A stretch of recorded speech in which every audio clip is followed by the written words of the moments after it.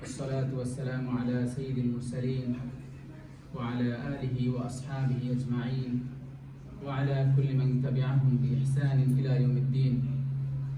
اللهم علمنا ما ينفعنا وانفعنا بما علمتنا وزدنا علما وعملا يا أرحم الراحمين. أما بعد. My respected elders, dear brothers and my young friends, Assalamu alaikum wa rahmatullahi wa barakatuh.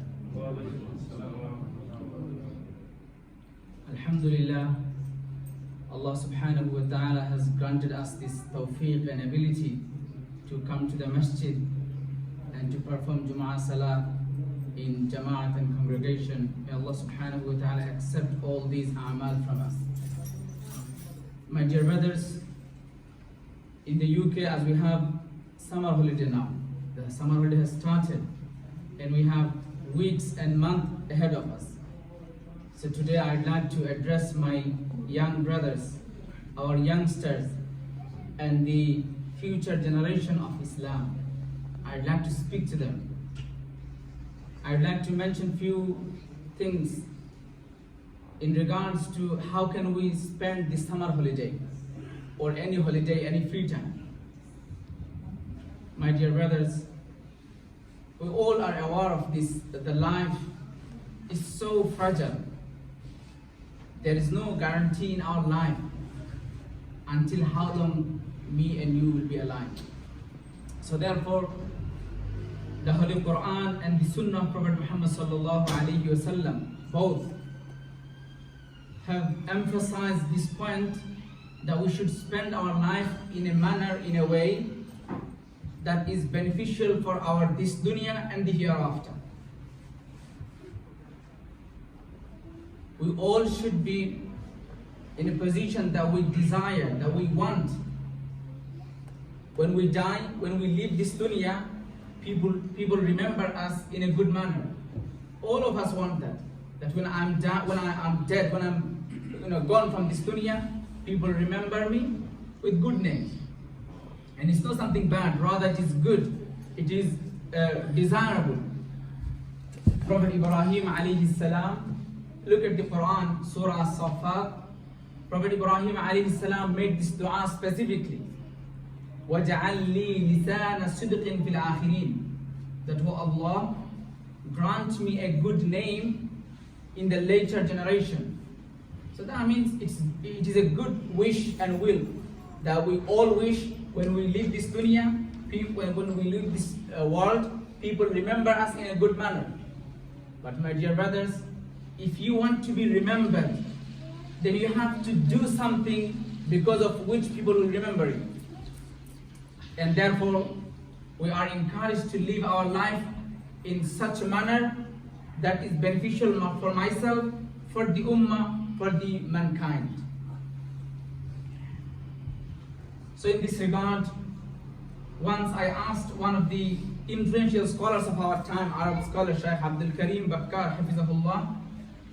So I asked him, what advice would you give to the youth, to the young generation, to the future generation of Islam?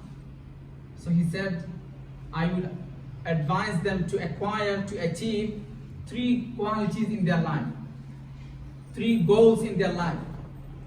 And these are really important, not just for the youth, but also for all of us.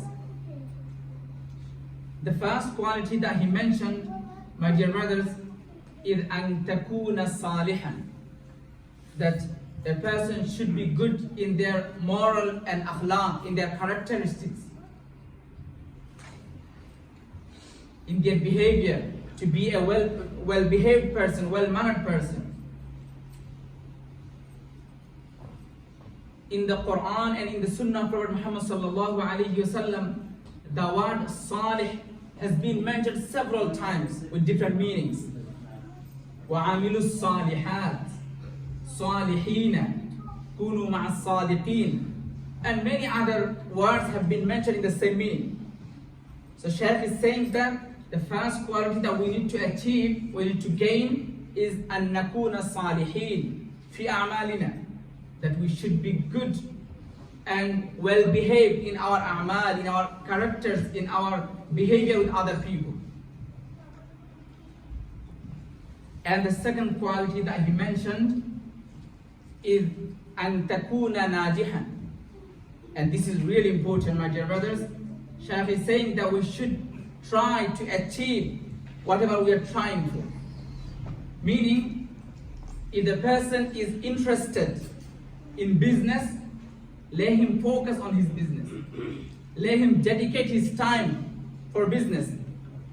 If the person is interested in education, in study, maybe medical science or any other science, or religious sciences, whatever field you are interested in, you should dedicate your time in that field.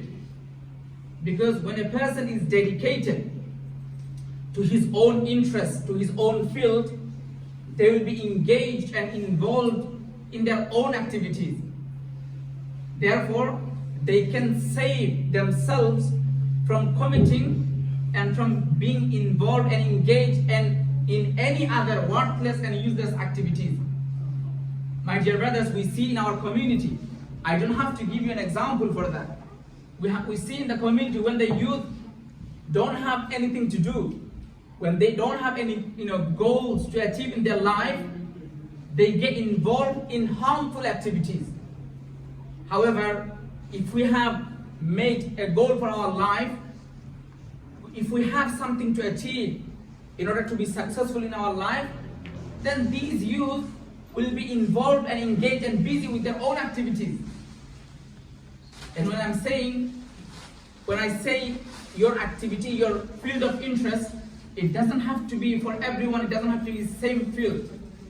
You can choose your own field that you want to master in. In Islam, our Prophet Muhammad sallallahu alaihi wasallam, throughout his lifetime, he encouraged his Sahaba, his youth generation, to achieve and to learn stuff, to build new skills in their lives. Sahabi Zayd ibn Thabit radiallahu ta'ala anhu, a young Sahabi, he came to Rasul sallallahu alaihi wasallam, accept Islam, and Rasul sallam realized by looking at his face that this person, this young man, is an intelligent person. He has intelligence. He has skills to build and to achieve stuff. So therefore Rasul sallallahu alayhi wasallam advised Zayd ibn Thabit radiallahu ta'ala anhu to learn Hebrew language. So you may think learning a language is what? Is it religious stuff? But Rasul sallam saying, if you learn something or if you do something, even though it is not directly related to religion, but if you do it for a good intention, this action will turn as an action of ibadah. We all know this hadith, our kids know this hadith. إِنَّمَا الْأَعْمَالُ بِالنِّيَّاتِ. Actions are according to our intention. This hadith has two meanings. One meaning is that whatever action we do, namaz, roza, hajj, zakat, these ibadat we do, if we do with the right intention, these will be accepted. And if we don't do with that intention, these will not be accepted. This is one meaning. And another meaning is, if you do something, even though it is not like apparently religious activity, but if you do something lawful, something halal and permissible, if you do that with right intention, in a right manner, then this lawful jaiz action and normal action will turn into an act of ibadah. For example, if someone has a watch in the hand, it's halal, it's jaiz, it's no ibadah, it's no worship. It's just a normal activity that you can do if you want to. However, if someone has watch in their hand with this intention that this watch I'm using to maintain my salah time, to maintain my other good actions. If someone uses the watch with this right intention, using the watch will turn into an act of ibadah, an act of worship. So same way, learning a language, perhaps we may think learning a language, studying a language, maybe it's just normal thing. What it is to do with worship and deen. No. If someone learns a language, different language, some language, perfect a language, become master in language for a good intention, for the right intention, this learning of a different language will turn into an act of ibadah, an act of worship.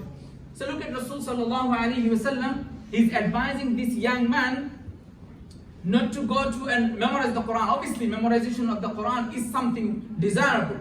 However, in this case, Rasulullah sallallahu alayhi wasallam is advising him to go and to learn the Hebrew language.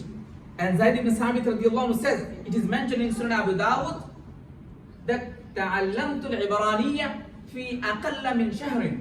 I have learned the Hebrew language in less than 1 month. I tried my best after Rasulullah advised me, and I learned, I focused and dedicated my time into it, and I learned within less than a month. And then what he used to do, Zayd ibn Sabit says in the hadith that كنت أقرأ لرسول الله صلى الله عليه وسلم وكنت أكتب له, meaning obviously the Hebrew language is the language of Yahud, Jewish people. So I used to write letters to the Jewish community on behalf of Rasul sallallahu alaihi wasallam in Hebrew language.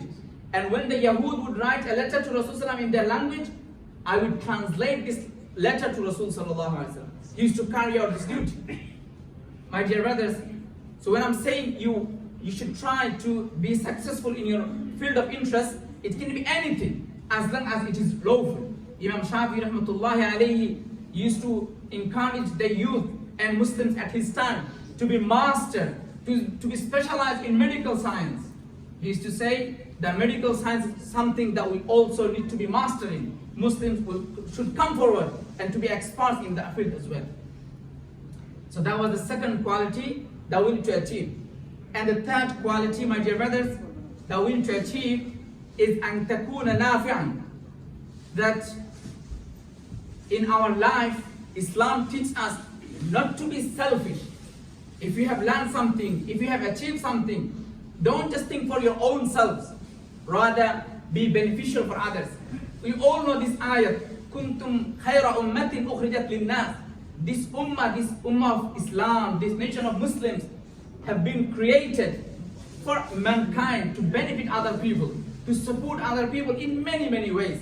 If you are an imam, you can support the community with your ilm, with your knowledge. If you are a doctor, you can support the community with your skills. Any skill, if you are a merchant, if you are a wealthy person, you can support the community with your mal, with your wealth. Whatever you have, you should not be selfish, rather should be nafi'. You should contribute in the community with your expertise, with your skills. May Allah subhanahu wa ta'ala grant all of us tawfiq to achieve these three qualities.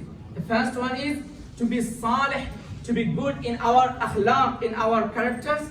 And second thing is to be najih, to be successful, to dedicate our time for something that is beneficial, perhaps for this dunya and for the hereafter. And the third thing is to be nafi', to be transitive, meaning to contribute in our community with our expertise. Wa akhiru da'wana alhamdulillahi rabbil alameen.